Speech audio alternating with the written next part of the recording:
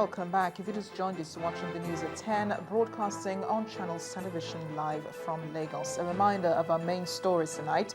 Nigeria's total GDP size is $510 billion, now the largest economy in Africa.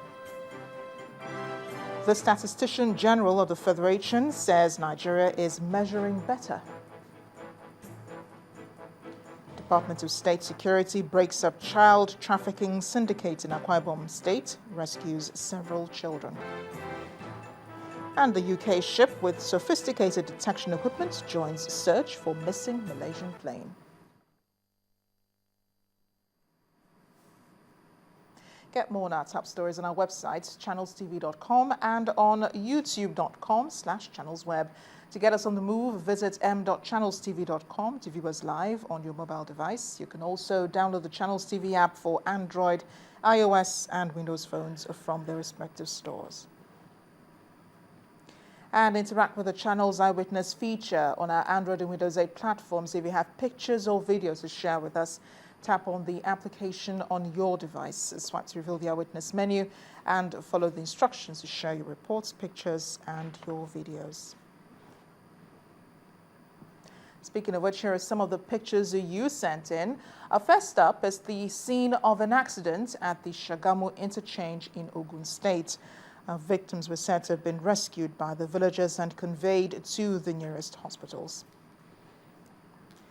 Next shows a joint project by Adamawa and Mubi North local government. Our Eyewitness reporter says that this project has been abandoned for 3 years now, despite paying off the complete contract sum. And finally is a plea from a resident of Umuntu Kwani local government area in Delta State to Platform Petroleum, said not to comply with environmental standard procedure in lining toxic hydrocarbon pipe close to residentials without consideration of the hazards to health it will cause to buildings and people living in the area. We'll keep those pictures coming because you're our eyes on the field.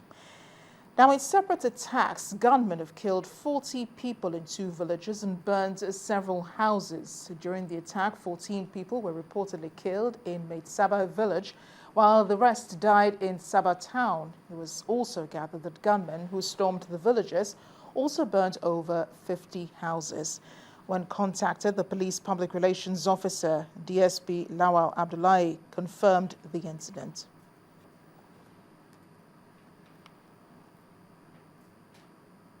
Well, on to crime now. A 70-year-old man has been shot dead by suspected assassins in a church at the Okesopen area of Ijebu East, a local government area in Ogun State. Eyewitnesses say 10 armed men invaded the premises of St. John's Anglican Church this morning at about 11 o'clock while the Sunday service was still on.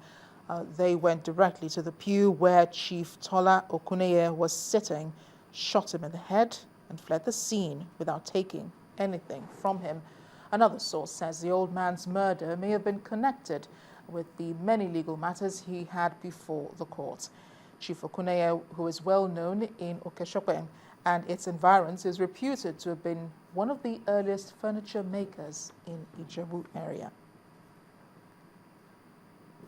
Meanwhile, officers of the Directorate of State Security in Akwa Ibom State have smashed a major syndicate believed to be behind the rampant cases of child theft in various parts of the state. A service paraded about 20 people, including a Catholic priest and a blind elderly man as key suspects.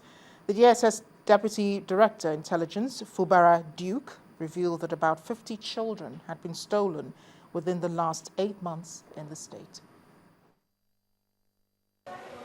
Suspected members of the child trafficking syndicate and their innocent victims. In the past 8 months or thereabouts, an average of 50 children may have been stolen from their respective homes in Akwa Ibom State alone. And because of the peculiar nature and manner in which the crime is perpetrated, security agencies have been left with little or no clues to action investigation towards unraveling is theft of children. Some of the suspects, including a clergyman, explained their roles in the entire affair. I told one boy for me and college. So we go and go give. Now that is the first day that I know Chief. So as Chief go, the boy carried me go show Chief. Chief said, you don't get new person. So I said, I don't know the price where they pay. As they come at this plot, they call them that I can't hear the price where they pay this one. This lucky father is one parent who can't conceal his relief at finding his child. Now that I've seen this very child, I'm very, very much excited. I'm very, very much happy about the coming back of my child. And I also thank my government, the state government, the men of the state civil security service, the state command for the job well done. Trafficking in children and infants is being uncovered at such an alarming rate. Security agents may need to rack up the pressure on suspected perpetrators and save thousands of families a lot of grief. 6 male suspects believed to be behind the kidnapping of elder statesman Edwin Clark's son at Okagbodo town in Delta State have been arrested. That's according to the spokesperson for the Nigerian police in Asaba, DSP Celestina Kalu, who confirmed that the suspects are being detained at the state police headquarters in Asaba. Mr. Ebiteme Clark, who was abducted on Wednesday at the site of Edwin Clark University of Technology in Kagbodo, Burutu local government area, was released after about 5 days in the kidnappers' den. According to family sources, no ransom was paid to the abductors. The kidnappers were said to have demanded a 60 million naira ransom when they contacted the family last week. On to politics. The governorship candidate of the All Progressives Congress, the APC in Ekiti State, Dr. Kayode Fayemi, says the welfare of citizens in the state remains top priority for his administration. At his re-election campaign rally in Oye local government area, the governor praised his last 3 years in office as okay. He also challenged candidates from other political parties to come up with records of what they have done for people in the past.